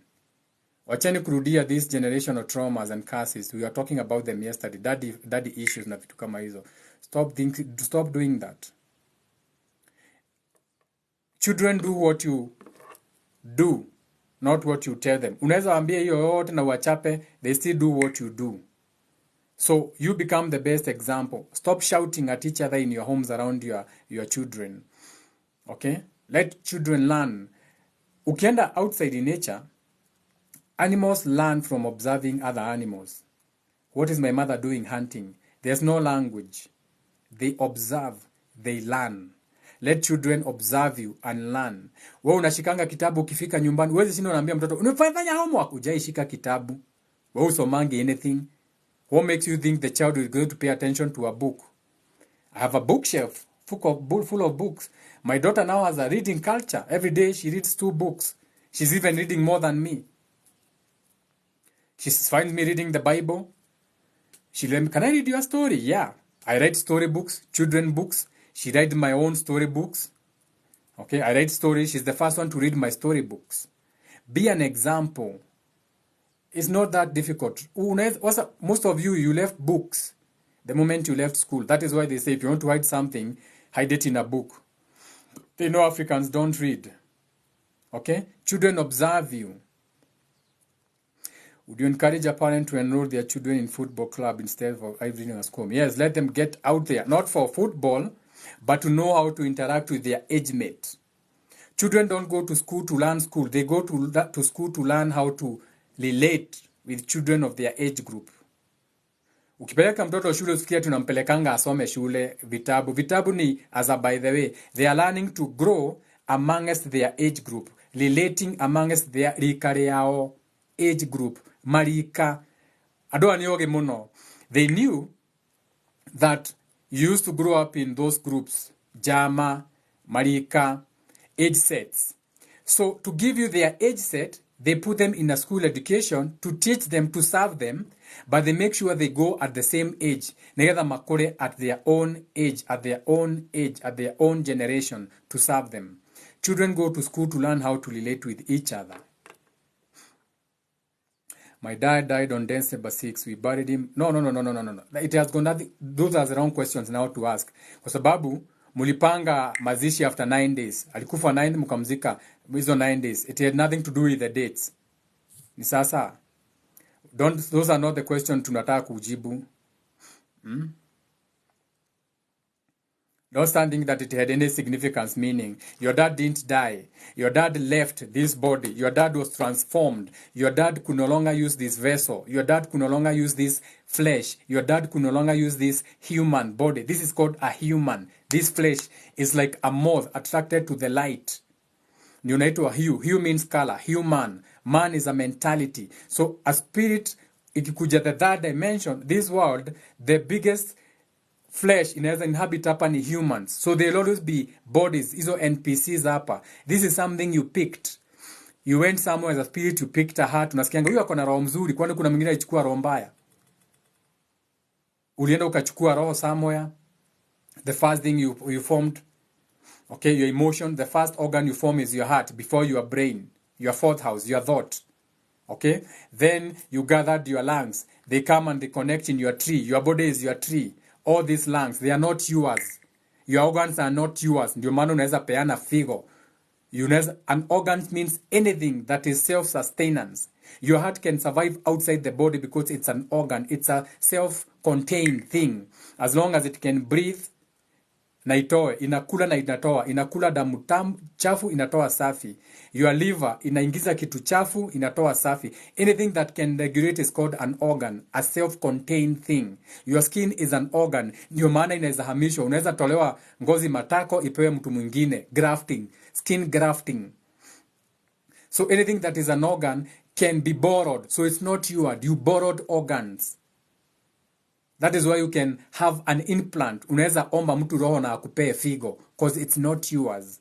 You collected these organs and put them on your tree of life, your body. This flesh, which you inhabit. So when your father died, they didn't die. They no longer could use this one. Their mind could no longer use this. So they had to transform, be born. That spirit had to go into another body. That body could be a human body, reincarnation, incarnation, an animal body, or a tree, anything that has awareness, or anything that has got what you call life, which is what you call an awareness.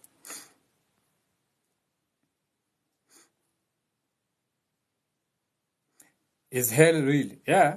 So unasemanga I'm in hell. You unasemanga I'm in hell, that is real. I'm in hell for real. I'm going through a tough time. That's hell. But physical hell, mahali watu watachomeka, hakuna kitu kama hiyo. Does it mean we are the king's first subject overseas Commonwealth family? It's based on the location. It has got nothing to do with that. It is based on the location. Is homeschooling good? Homeschooling, I would not recommend homeschooling. When you homeschool, your child misses a lot. Your child misses how to relate with the world. Because remember, your child is around you, the parent. So your child misses kurushwa na watoto wengine, kuchunwa. Your child needs to learn that from their age group. When you homeschool, you shelter your child too much from the world. So when they are grown up, they cannot even cope with the world. It's too harsh for them. They are not used to that. So I would suggest you let your children go to school. And then when they come home, you can now instill your, which still I don't want you to instill your things. You can now allow them or tell them, show them the differences, the real world and the world view. But I would prefer if children go to school to learn to relate with children their age group. Jenga, do you think it is right when parents say, I don't love you, I don't owe you anything, I did everything for you? They shouldn't tell you that, but in reality, your parents doesn't owe you shit. However, you should not have children if you're not ready to back them up, because those are your descended thoughts and feelings. Meaning, if you're not going to defend your thought, stand by your word or your feeling, then you shouldn't speak it. So don't get children if you're not going to back them up. You got it, eh?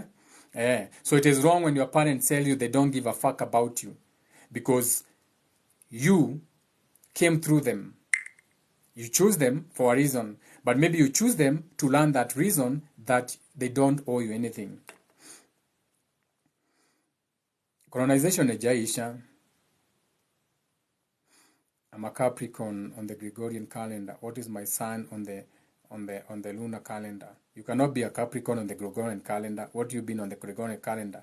You are Capricorn based on the day you are born. The Gregorian calendar ikikwambia Capricorn inakupea the dates. Inakupea the dates when you are born. That was Capricorn season. Okay? The lunar calendar just means now you follow the moon sign, the sign it is in, and the sun. Okay? The sun, the house it moves into. Now, because it's normalized sana, it's confusing. We should not memorize that. By the way, Chenga, Bona, internet has nothing to do within me, but outthing should it be outernet. Internet. But you are going inside the internet. You are going, the World Wide Web has got nothing to do with you. So you go in the internet, it's supposed to be an Ethernet. So your internal natures is your Ethernet. Let me show you how they do this to you. Define Ethernet. This is the definition of Ethernet, a system for connecting a number of computer systems to form a local area network, with protocols to control the passing of information and to avoid simultaneous transmission by two or more systems. That's an Ethernet. Define Internet. According to Britannica, the Internet is a vast network that connects computers all over the world. Through the Internet, people can share information and communicate from anywhere with an Internet connection. So the Internet is us. It is us who share our information through computers. There's nothing like the Internet. The Internet is what we feed it. ChatGPT is an AI, but it's not an AI. It's there to collect information. The questions unaiuliza, kuna mtu anauliza the same question, inakupea answer. So the Internet is us, internal. We come together through computers to create the answers. Now, the Ethernet, did you notice the difference? I might repeat the Ethernet. Define Ethernet. This is the definition of Ethernet, a system for connecting a number of computer systems to form a local area network, with protocols to control the... Enough, shut up. So now the ether, you say you come from the ether. Now the Ethernet now connects those people. Now me and others as computers, minds, we are the Ethernet. We are combined. So internet ni sisi, our information. Then Ethernet ni our minds now combined but also limited based on locations, so that two of us cannot at the same time do the same, based on what you call naitaje, censorship na vitu kama hizo. Is it okay to take your time and do something based on intuition? Always follow your intuition and your gut feeling. Those are your 7 senses, or what you call the Minar candle in the Catholic Church, the 7-pointed candles, or your 7 senses. You have 7 senses, but they tell you use your common senses. The 5 common senses they want you to use, you know them: hearing, tasting, seeing, touching, and what? Seeing, sight. But they don't want you to pay attention to the 2 most important senses that you have, which is your intuition. Okay? Your intuition is your gut feeling. Then you have intuition and what? Intuition and... Now I forgot the other one. You have 7 senses. You forget to use your intuition. What do you call the other one? The one you use your heart. I've forgotten it.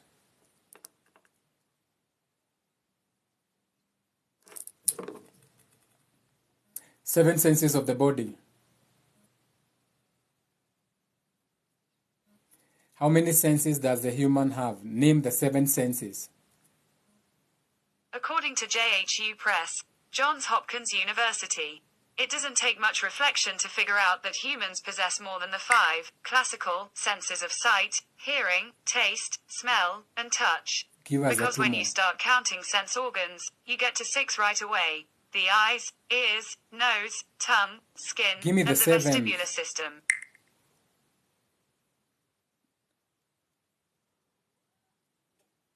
They are called the vestibular and proprioceptive system, but you don't want to name this. So this will be your intuition and your...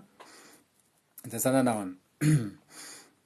Does fallen angels mean our good and bad thoughts? An angel is a higher thought form that you receive from something that is above you, or spiritual predecessors, or spirits that have been there before you. Okay? So we have actual fallen angels, Akina Shemyaza, Akina Penemwe, Akina Gadriel, the god of Christianity. The Christianities follow Gadriel. You can Google him. He's the god of war. That is why Christianity likes war. He's a very handsome man. He comes in red, and I thank God Gadriel. You can write it down, Gadrel, Gadriel. The Muslims, they follow Penemwe. Penemwe is good with mathematics. That is why the Muslims have taken over Isli. Okay, he's good with money. That is why the Arabs have money. They follow Penemwe as an archangel who fell. We have Shemyaza. Let me see if the Google is going to tell us. Give me the 5 fallen archangels. According to Goodreads, Asmodeus, one of the most evil of fallen angels, Azael, being an archdemon. Astaroth, fallen angel who is a grand duke in hell. Azael, evil, fallen angel who cohabited with women. Azazel, fallen angel whose name means God strengthens. So you can all find them. The fallen angels wako hapo, so that you know even who you follow. Usifikiri una follow God. That is why when you say we worship God, praise God, God is Gadriel. Today Christians are celebrating All Saints Day. What is the significance in tomorrow is All Souls Day? Awesome. Children are home for long holidays. I'm speaking Ikoyo to them. Is there a place teaching Ikoyo? I think Ikoyo Academy, I don't know if they have. Ikoyo Academy akawapa na watch. If they have, anaweza kuambia kama they have classes for Ikoyo Academy. They usually have Kikoyo lessons. You can also use YouTube. I think Wairimu Mukoro is also on TikTok. I think ameanza Kikoyo classes. Okay. 15th October. You can Google your zodiac sign. Pia YouTube, nimeambiwa YouTube Wairimu Mukoro. Heart, telepathy. Yeah, telepathy. Yeah, telepathy and intuition. Shout out to nyinyi mwenye amejibu. What's your take on sleep paralysis? I believe it's very spiritual. It is. It is very spiritual. It's about. I don't even like talking about sleep paralysis because I've helped people with that condition. Most of them inakuanga ni kutoka na nyumbani. inakuwa imetoka na nyumbani. What are all the names of the fallen angels? Inatupe 200 of them. The Cast One, Arakiel, Earth of God, Valley of God. I don't want those ones.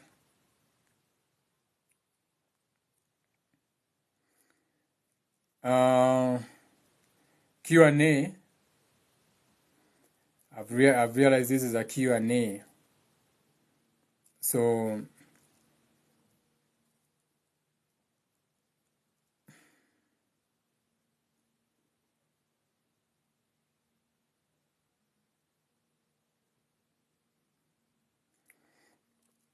since there's a Q&A, it's not also good to ignore a question. So you are a Libra. We're going to say born 15th October. So you are a Libra. Libra is what you call Ma'at in Kemet, aka when the day is equal to the night. 12 hours of day equals 12 hours of night. Or the scale system. Ukienda pale High Court, kuna kakitu wanakuanga wametengeneza hapo ka scales. That is Libra. It is the 7th house, aka Libra ni harvest hour, or what you call rush hour. So Libra hour is between 6 and 8 p.m. in the evening. Ndio maana unakuanga kwa traffic. So wewe ni traffic rush hour, hiyo gidhaa, aka when the sun is directly opposite sunrise or sunset. So you are Satan. Satan, the opposer, 180 degrees opposite the sun. So that is your energy. So you being a Libra, you are like a Saturn opposer, Saturn day, or what you can call a mini Ramadan. Shout out to the Libras in the house. So you like weighing things. You like, before you do anything, you like the weighing, the judicious case. You like to weigh that situation. How is this? Is it good? Is it bad? Na vitu kama hizo. You are the judge, number 7. You like judging everything. Or you like to be judged. Sasa. Supposed to be Q&A. Let me drink some water.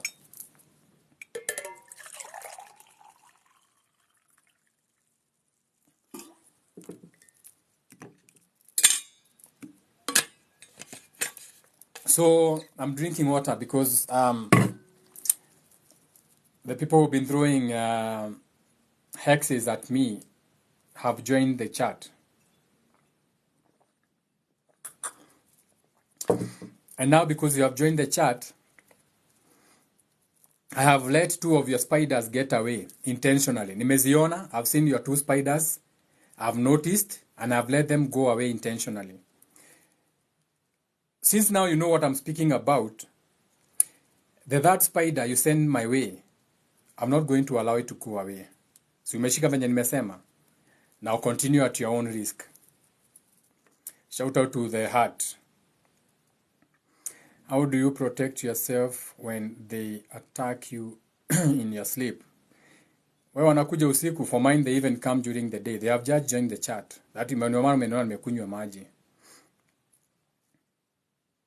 Yes, does every zodiac sign have specific angels assigned and attached to them? Yes, what you call Akina Elohims, El Shaddais.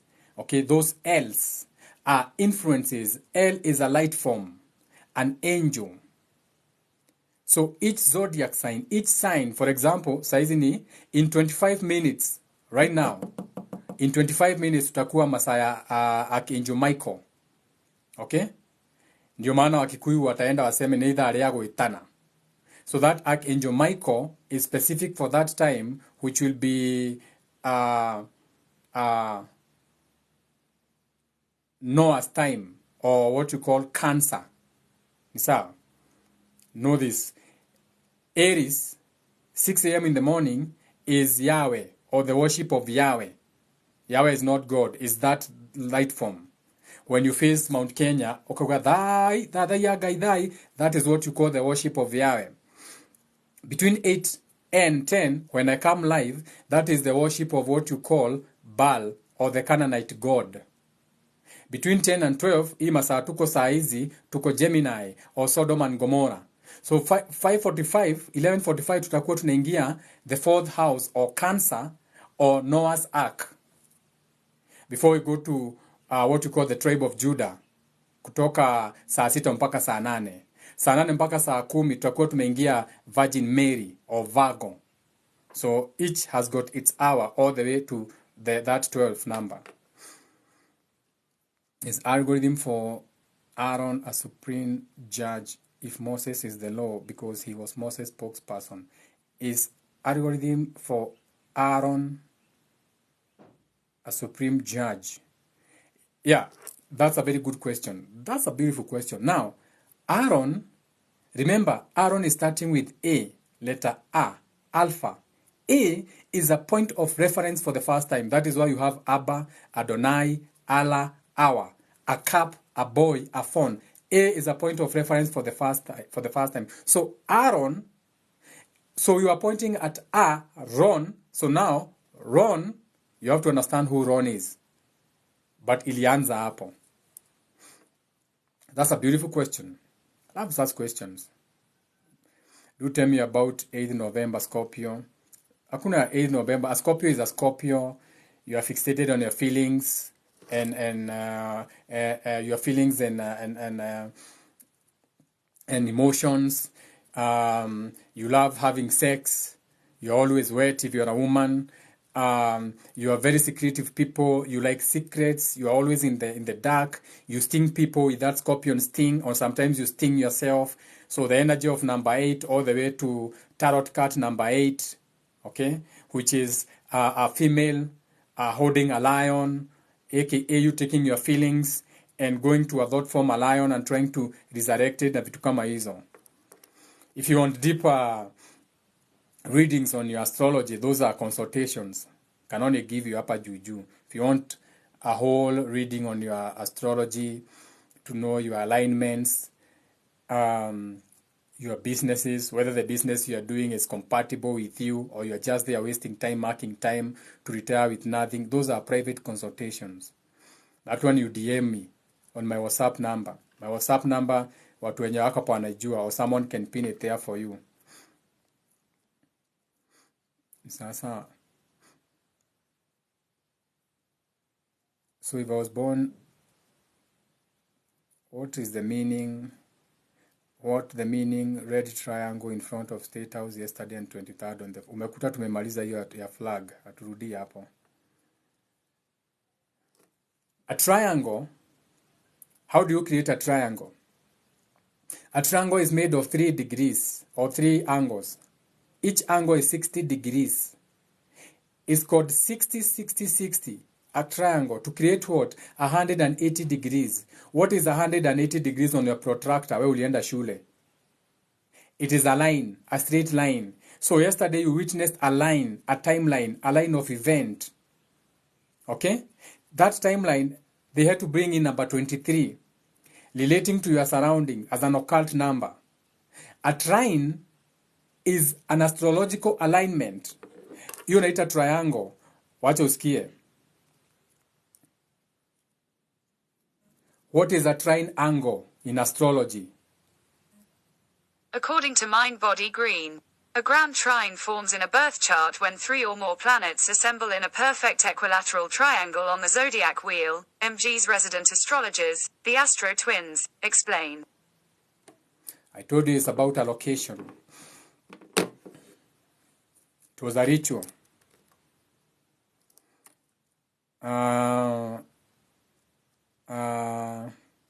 Facing a lot of financial and debt challenges that my shop just can't comprehend what is going on. I hope everything turns out for you. Money hujai kuja consultations. And money, were you able to deal with that girlfriends once and for all? Unajua unapenda kuongea sana money but not taking actions. Hujai kuja so kupata moja. You have been here for almost an year.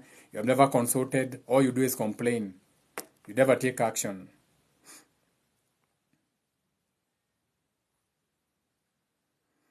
Mimi sishikanishi, but let me listen to today's topic. It will come to you. I would love the private consultation. Now this is the thing. Consultation, how much jenga?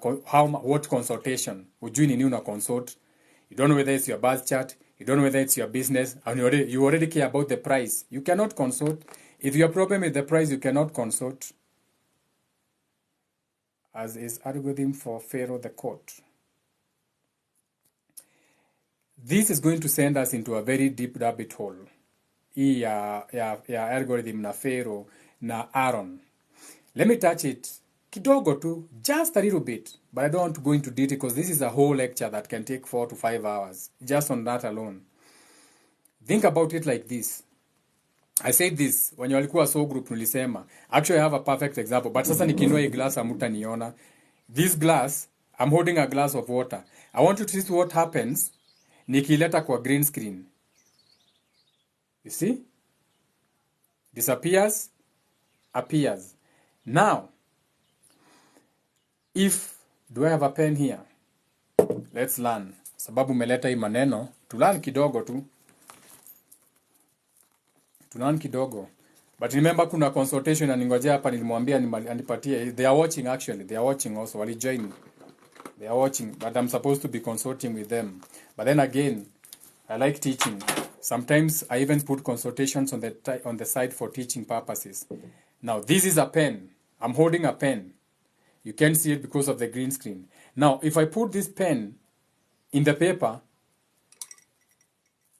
what do you see? You can see the pen is already broken. You can see a reflection of the pen. Unaona hiyo reflection of the pen. Now, if I take this, and remember, water is your emotions and feeling, your star, your earth guy. If I take this water and I put it in another glass, what will happen again to the pen? Another reflection or diffraction. So your reality has been distorted to the point for you to go to the source of the pen. Hiyo tu ndio itakusaidia kujua kwenye umetoka. But ukiangalia from the side, you'll never get it. It's true, Jenga. That's me. I never take action. Is algorithm for so that algorithm is a Pharaoh on the court. The only way naweza kudescribe ni there's so many reflections on that you have to have the esoteric knowledge to decode it on a deeper level. Siwezi kukuansa hiyo. It's a rabbit hole because you have to see through the veil. You have to see through the reflections. Hiyo tu ndio naweza kuambia. Nimekupatia example na glass of Sunday nilikuwa nafunza na maji na glass. Mom's place. Do you understand what it means? So that you understand where your spirit is and you understand why you never seem to get out of the illusion. The triangle, pyramid, even used by big artists' music videos as an acknowledgement to the occult. Yes, and you can also use it. Hakuna mtu amekataza kuuse. Did I send an invite? That was a mistake. I didn't mean to send an invite. I didn't mean to send an invite to whoever it was. Yeah, man, take action now. Tumeongea sana. We've talked so many times. And it's about time you take action. You don't even have to come to me. Don't even consult with me. Go look for someone and consult with them. You don't have to consult with me. Sasa, go look for someone. Because tumekuwa na wewe over almost a year now with problems. Go and consult with someone else. Zion, wewe umetuma invite.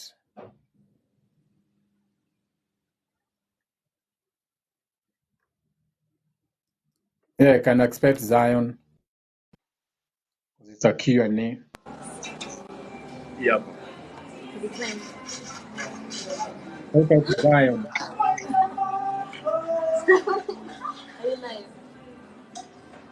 Zion, you are live, so you better speak. I think Zion wanted to be live for fun.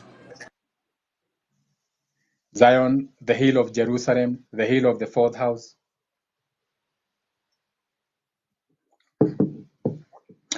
I'm a mute, so Zion just wanted maybe to be in the space, not to say anything. Hello. Hi, land of promise. You know Zion means the land of promise.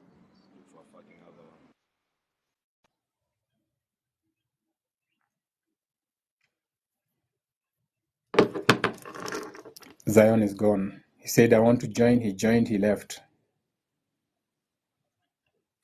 Looks like we cannot help Zion. Hi, Jenga. Hi. I'm on transit, so my background might be quite noisy. So, poleni sana. I'm late for class. I just joined. Shout out to Kalisi, Mother of Dragons. She's on transit. Best to you, Mother of Dragons, on a Wednesday, Odin's Day, day for communication. Zion, you came and you crashed, so we can't, if you don't have a good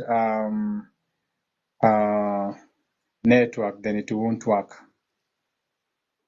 You can send your request again if you want. Sasa.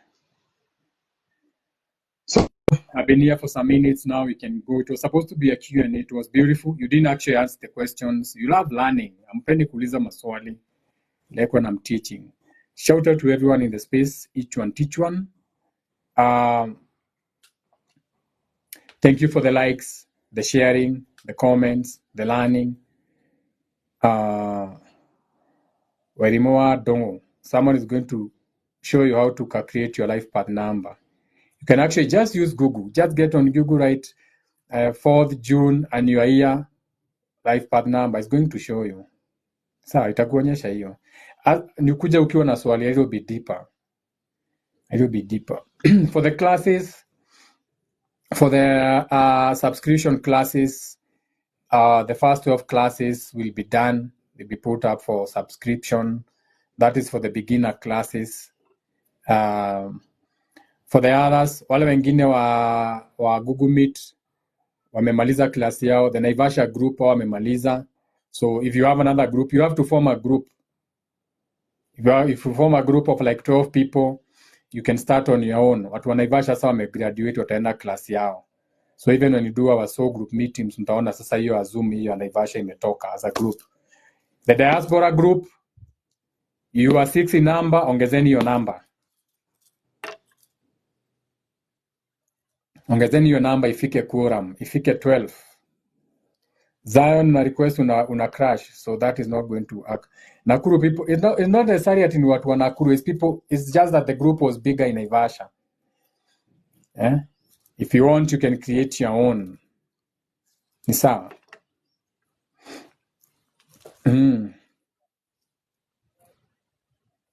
Let's talk to H. H means a ladder, Jacob's ladder, your spine. Okay. Shout out to H.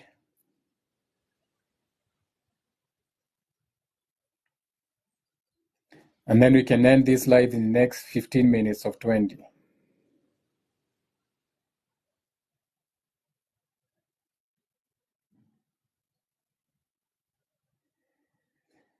Your networks are really bad, eh? Shout out to H. H means 8. We are in the 8th month. Ameshindwa kujoin.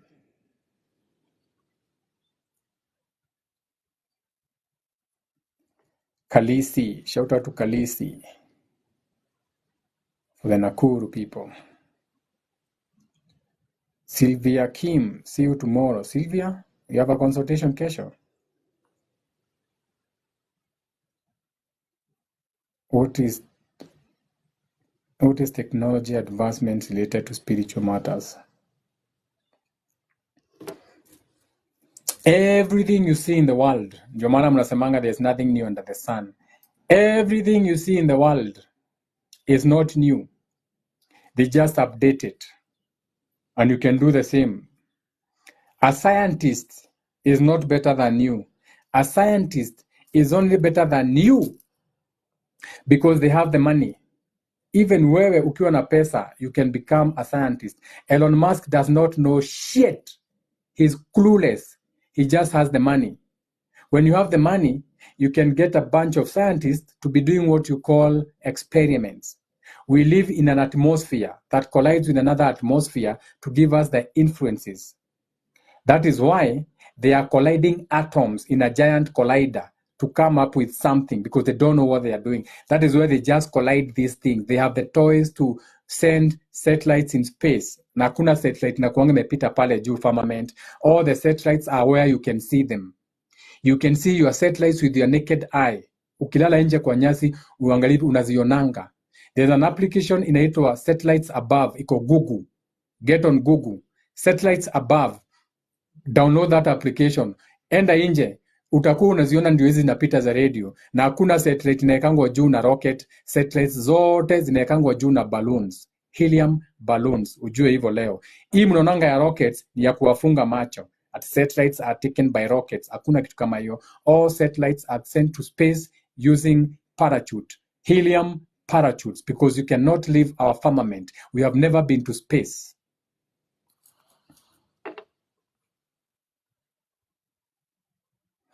No, the new WhatsApp group is not up yet. Earth is actually not flat. Earth is a sphere, not round, not flat, a sphere. Think of Earth as a water cycle. Rain falls, rivers flow, evaporation, precipitation, falls. That is what Earth is, a water cycle, a star. Not flat, not a sphere. But since we are rotating, that's why you are saying it's flat, because we have the extremities, the ends, the mwisho. Huko mnasemanga ice shelf. Hakuna kitu kama ice shelf. There's no ice shelf. And I've been there physically. Sequel dream physically. I've been to the North Pole physically. I've crossed the Baltic Sea physically. But I went where you go as a tourist. But I've been there, so I know the experience, what it means to be at the end of the world. I've been with the dolphins. It cost me 900,000 shillings to go there.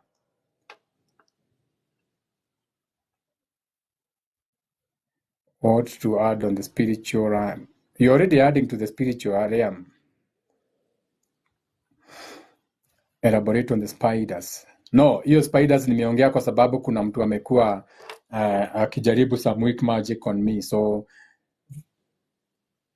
I've already seen 2 spiders around me. 2 tiny spiders. I let them go. You know, he's testing me. So endelee tu. Ni sawa. The diaspora group wamesoma wako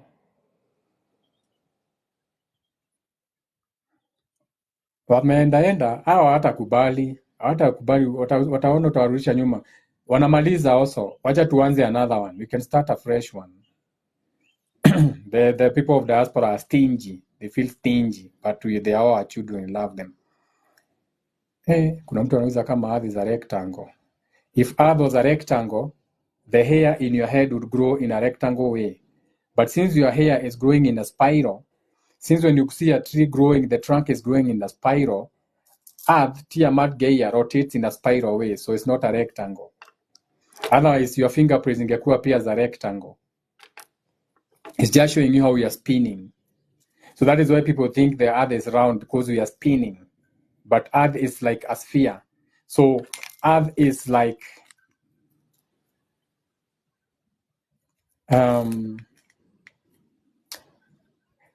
unaona venye Sonic the Hedgehog hutembea? You see how Sonic rotates? A disc.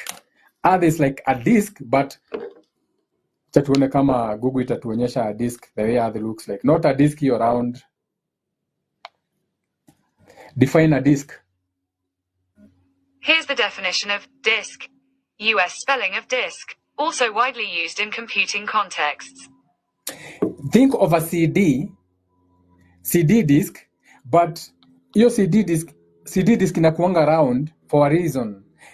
But a CD disc is an optical illusion. A CD na ukienda venye ulikuwa nichomee CD, so ulikuwa unasema uchomee CD movie ama DVD. It's an optical. So think of a disc in an optical way, aka a disc that is rotating upright. See circle. So when you're looking at the sun, and that is not the sun you are seeing, hiyo si jua, unaona when 2 giant bodies or stars are coming together, temperament or temperature, the reaction, what you are calling the sun. And so as you are spinning, the sun looks like, ukiangalia macho jua sana, unaonanga ikifanya hivi. That is now the rotation. That is how we are rotating. A disc, but not flat, kama imesimama. Think Sonic the Hedgehog. Kwa movie venye anakujanga anakimbia, anajikoil. That is what we are talking about. Sijui kama, what do you call that stupid animal? Inakuanga na stings. Venye ina roll. You get the idea. I don't know. You get the idea.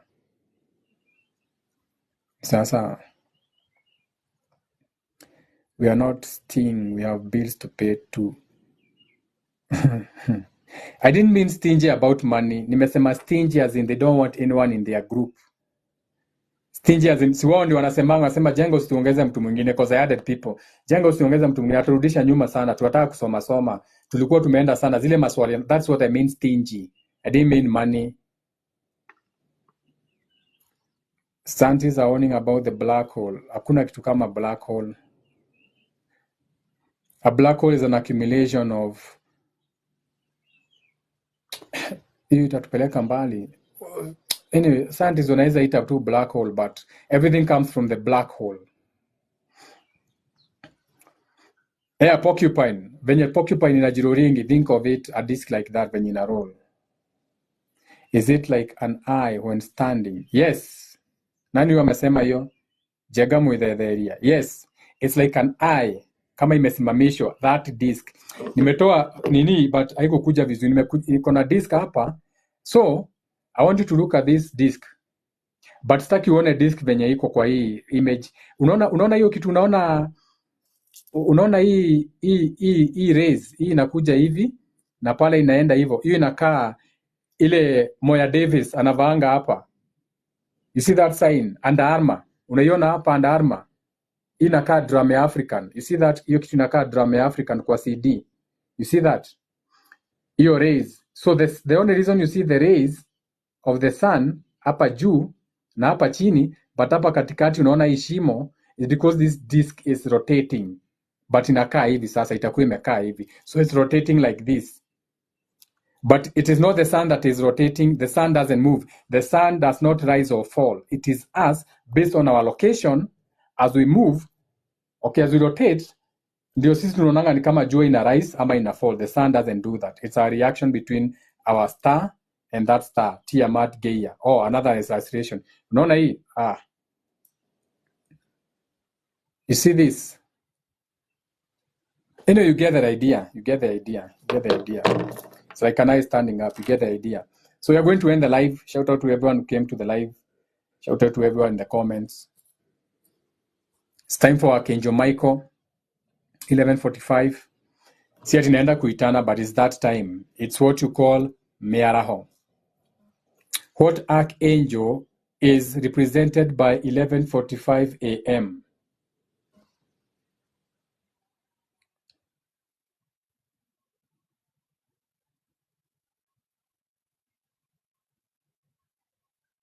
Unaweza tafuta hapo, ni Michael. It's in your Bible. Ni Michael. What is, so ukitaka kujua why mkikuwa naitananga 11:45, what are the characteristics of Archangel Michael?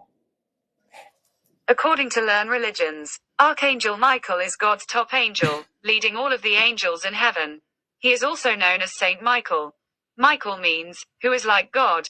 Other spellings of Michael's name include Michael, Michael, Mikhail, and Mikhail. Michael's main characteristics are exceptional strength and courage. That's, you see, Archangel Michael is exceptional strength and courage. So when the Kikuyus are calling 11:45, they're asking for that exceptional strength and courage. Why? Because you're about to go into the PM. The sun is about to go directly above our heads, noon. So we need strength to see the rest of the day. We need strength to be taken out to PM.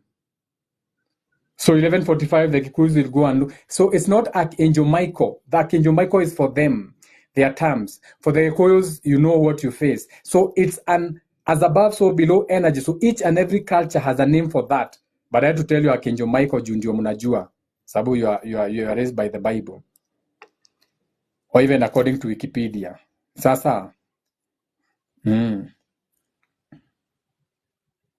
No, you can keep the spider as a pet. It has got nothing to do with that. I was talking about the spider on nilikuwa napea mtu nini. Oh, mnaita aje Seche Mag Onyango? Molly, is that what you call that energy? 11:45. Yeah, your story is also very interesting. The Omueri. I have the whole esoteric knowledge of the Omueri, the snake, which will be the snake being we live in. So Omueri, for the Luos, you worshipping or calling Omweri the god is the mother dragon, the snake being we live in. Okay? So in Kemet, wacha nione kama itakuja Kemet hapa nikuonyeshe Omweri in Kemet. Inaitwa wacha nione kama itakuja Underbelly. How do I search now ndio Google ilete Omweri, the being we are living in. Kemet. Sasa how do I Kemet? Kemet. Wacha niandike Okay. Give me an illustration of the being we are. Italeta hivyo. Anyway, you get the drift. You get the drift. How did you know the spiders were sent to you? Did they send them while watching you? No, not now. I've seen them on different dates. Everything has a meaning. I have spiders everywhere. Someone is asking me whether I pray. I don't pray. I have spiders. I pray. Prey. Okay? I go after my dreams. I go after my desires and things that I want. Praying is weakness. Prayer, P-R-A-Y, is weakness. We pray, P-R-E-Y, ile a lion. I pray, like a lion, you go after your things. Everything is reversed. So, for example, I'm very sure in my house there are spiders, like tiny spiders, kwa corner, kuna ka spider. That is normal. But these were specific ones. One came to me when I was reading, kwa kitabu nikaiona inapita, and I watch American Gods. Ni utajua the symbolism of spiders. So you see the spider you saw in American. Let me show you what I'm talking about. Let me show you the American Gods spider. It's a spider god, eh? American God spider. This spider. I'm talking of this spider. That is the spider I'm talking. Not just your normal spider. I'm not talking about your normal spider. I'm talking about this spider.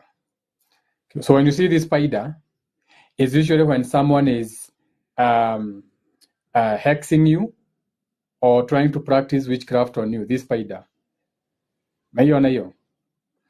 Especially if you're in the occult. So I've seen it twice. So someone is doing something, but they can't do shit. I don't know. Molly was sent bees. Bees had a message for you. Take the message, bees. So Molly, if you had bees coming your way, so take that message as bees live in a hive, and bees represent your North Pole or your source of consciousness, or where your mother spirit comes from. Molly, you live in a simulation. And your spirit in this body is nothing but a simulation. So where your spirit now, the original mother spirit of yours is residing, the true north, not your North Pole mnasemanga, true north, which is 11:45 upper. Let me show you. I should end this live but let me show you. Let me show you how deep this thing grew. Ukienda US, wako na petrol stations inaitangwa True North in the US. Na vitu kama hizo. Ask yourself why there's a true north. So True North is the Earth's magnetic field. Ama hii. Sijui nitaanza kufunzanga na nini na mnazitanga aje hizo mna pointingi. PowerPoints. So kuna True North na kuna Magnetic North. Wacha nione kama nitaona. Wacha niandike True North stores. In the US they have stores called the True North. Niliwaambia wanatumianga. They even write books, Discover Your True North. Why would they tell you to discover your True North? They have stores in the US. They have a ship called the True North. They have this sign talking about the True North. They have shops called the True North shops in your Molly. So Molly ukiona B is a message that your True North shop or where your consciousness, the mother consciousness A, or in short, where the mother B is, your B, that is the message from their True North shop. I found it. Found it. So, unaona hii duka inaitwa True North. Hata kwa movie. Unaona hii duka? Wewe kujua kwa nini mlipenda kununua North Star? Why do you think mlikuwa mnasema North Star ni kiatu mzuri? Nataka North Star. Your spirit knows about the True North. Your spirit knows about North. Your North Node, where your spirit resides. The hive, where you have your spirit consciousness. Wala wanakulanga psychedelics, mushrooms, waone vitu kama hizo. This is what I'm telling you about now. I don't have to eat mushroom to see these things. We know these things. Shout out to everyone in the comments. Each one teach one. Dayo, we have to end the live. Been almost 2 hours sitting here. My back, I need to stretch. I also have a solar plexus and a dick, meaning I have desires. I have to go and do other things, not just stay here. Thank you for coming.